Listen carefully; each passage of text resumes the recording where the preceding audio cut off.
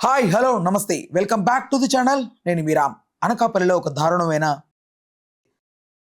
ఒక ట్రాన్స్జెండర్ది అయితే ఈ నేపథ్యంలో చాలా రకాల స్పెక్యులేషన్స్ మాట్లాడుతున్నారు.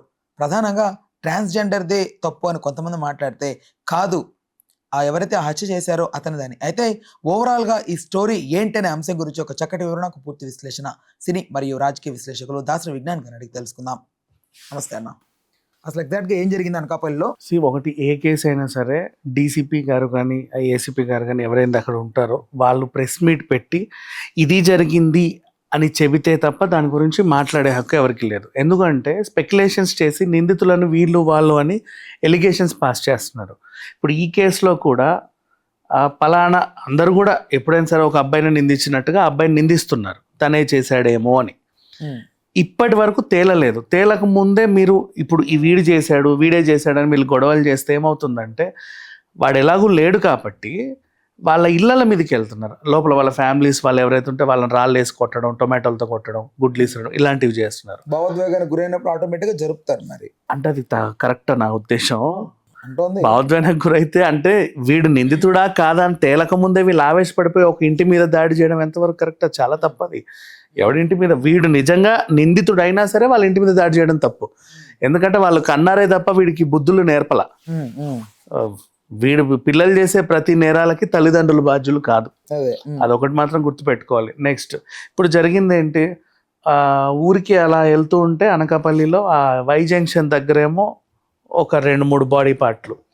ఫస్ట్ అక్కడ మన బ్రిడ్జ్ కింద దొరికింది బాబోయ్, కసింకోట బ్రిడ్జ్ దగ్గర, తాళపాలెం బ్రిడ్జ్ దగ్గర ఇంత బాడీ.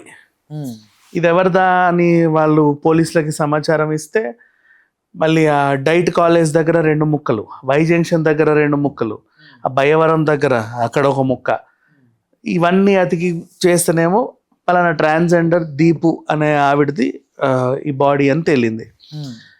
సో నవ్వు ఈ బాడీ పార్ట్లన్నీ ఏరిన తర్వాత ఒక ట్రాన్స్జెండర్ అమ్మాయిదని తేలింది. బేసిక్గా ట్రాన్స్జెండర్స్ వీళ్ళు ఎలా ఉంటారు అంటే ఎవరైతే ఆపరేషన్ చేయించుకోవాలనుకున్నారో వీళ్ళకు హెడ్ ఉంటుంది. ఆ హెడ్ తన సొంత డబ్బు ఖర్చు పెట్టి వీళ్ళకి ఆపరేషన్ చేయిస్తుంది. పైగా వీళ్ళకి ఏమన్నా ఊర్లో అప్పులు గట్రా ఉన్నా తీర్చేస్తుంది. వాళ్ళు ఏం చేయాలి అంటే ఊడిగమే, సింపుల్గా చెప్పాలంటే.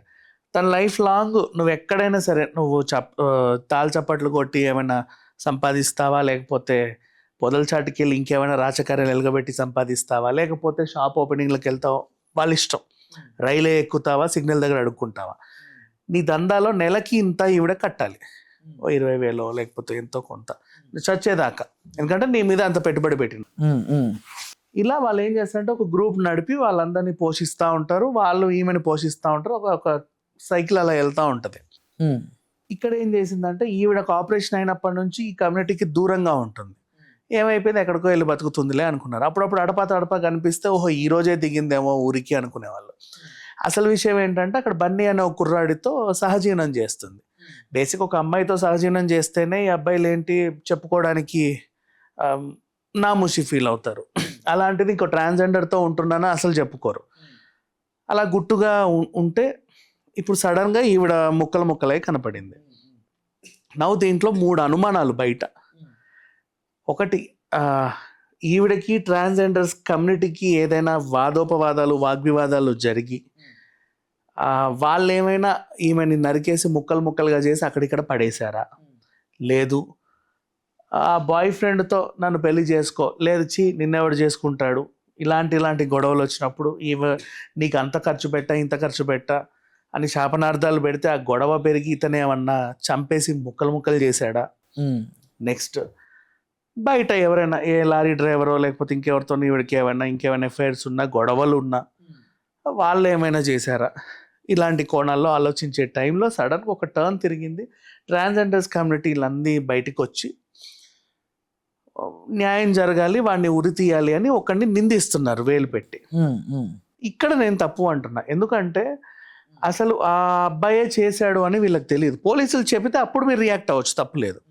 అండ్ వీళ్ళు రావడం కూడా కరెక్టే. ఎందుకంటే ఒక మహిళని ఎవరైనా ముక్కలు చేసి చంపేస్తే వాళ్ళ కమ్యూనిటీలు మొత్తం వస్తాయి, మహిళా సంఘాలన్నీ. బట్ ఒక ట్రాన్స్జెండర్కి ఏదైనా అయితే అడగడానికి ఎవరు ఉన్నారు ఈ రోజుల్లో? వాళ్ళ కమ్యూనిటీ రావాలి. సో వాళ్ళు వచ్చారు, తప్పులేదు. ఇప్పుడు ఈ అబ్బాయి చేశాడని చెప్పేసి పోలీసుల అదుపులో తను ఉన్నాడు. అండ్ ఇప్పుడు ఈ నరకడం గురించి మాట్లాడుకుంటే చాలా మంది, ఇప్పుడు నిన్న కూడా భర్తను చంపేసి 14 ముక్కలు చేసింది ఒక ఆవిడ. అంతకుముందు మీరుపేట వాడు చంపి ముక్కలు చేశాడు. మనిషిని చంపి చంపడం వేరు, కసి తీరా చంపడం అంటారు చూసావా? ముక్కలుగా నరికి అక్కడక్కడ పడేస్తున్నారు. ఈ ముక్కలు నరకడం ఎక్కడ స్టార్ట్ అయిందంటే ఫస్ట్ మన నిహారిక హరిహర కేసు అప్పుడెప్పుడో హయత్ నగర్ దగ్గర నిహారిక వాళ్ళు ఇంటర్ పిల్లలు, మైనర్ పిల్లలు, అక్కడ స్టార్ట్ అయిన కేసు ఇప్పటి వరకు చాలా మంది ఆ తర్వాత ఢిల్లీ అది పెద్ద సంచలనం. వాడు ప్రియురాల్ని కోసి ముక్కలు వేసి ఫ్రిడ్జ్ లో పెట్టాడు. అప్పటి నుంచి ఇంకా ఎక్కడ చంపారా అంటే శవాలు దొరకట్లా, ముక్కలే. తలో చోట, మొండమో చోట, కాలో చేత. అసలు ఆ హిట్ 2 సినిమా చూసినప్పుడే అమ్మాయిని ముక్కలు ఆ సీన్ చూస్తేనే ఒళ్ళు ఒకలాగా అయిపోయింది. ఇప్పటికీ భయమే అది చూడాలంటే. అలాంటిది ఒక మనిషిని ముక్కలు నరికి వీళ్ళు ఎలా చేస్తున్నారో తెలియట్లా. మనిషి సైకోగా మారడానికి ప్రధాన కారణం ఏంటి? ఆక్రోషమా లేకపోతే ఏంటి? భయమా? ఫర్ ఎగ్జాంపుల్ భార్యాభర్తల గొడవలో, లవర్స్ గొడవలో అనుకుందాం. మీరు కలిసి ఉండలేకే గొడవ పడుతున్నారు. పోండి అయ్యా, విడిపోండి, నీ మానాలు నువ్వు వెళ్ళిపో. పోనీ ఆమెని అడవిలో వదిలేసిరా, ఎటో వెళ్ళి బతికేస్తుంది, ఆవిడ ఇష్టం. లేదా ఇల్లు వదిలేసి వెళ్ళిపోండి. చంపుకోవడాలు ఏంటో సరే, పోనీ చంపావు. చంపిన తర్వాత ఒక మనిషిని సరే పొడవడము, షూట్ చేయడం అంటే క్షణికావేశం అనుకుందాం. ఫర్ ఎగ్జాంపుల్ ఆవేశంలో, ఆక్రోషంలో ఏదో ఒకటి అని చెప్పి గుద్దావు, అన్ఎక్స్పెక్టెడ్గా చనిపోయింది. అలా కాకుండా చంపి ముక్కలు చేస్తున్నారు. తెడకోస్తున్నాడు, చెయ్యి కోస్తున్నాడు, కాళ్ళు కోస్తున్నాడు.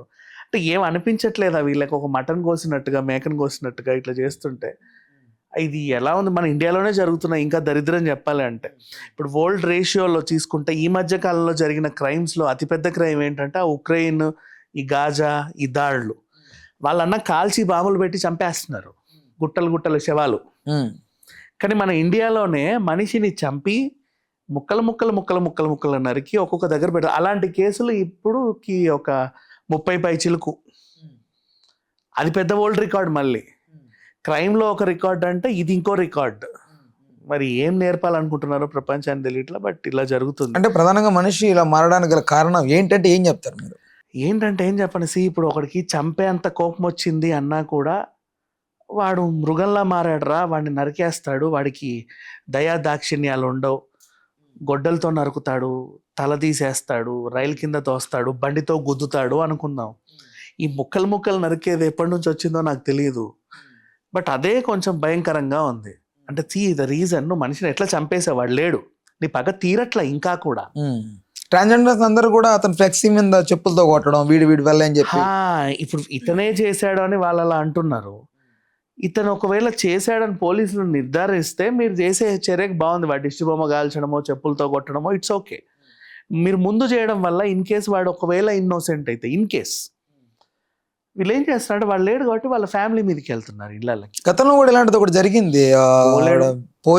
హెజ్రాది ట్రాన్స్జెండర్ది, ఆవిడ నెల్లూరు జిల్లాకు సంబంధించిన వాస్తవరాలు.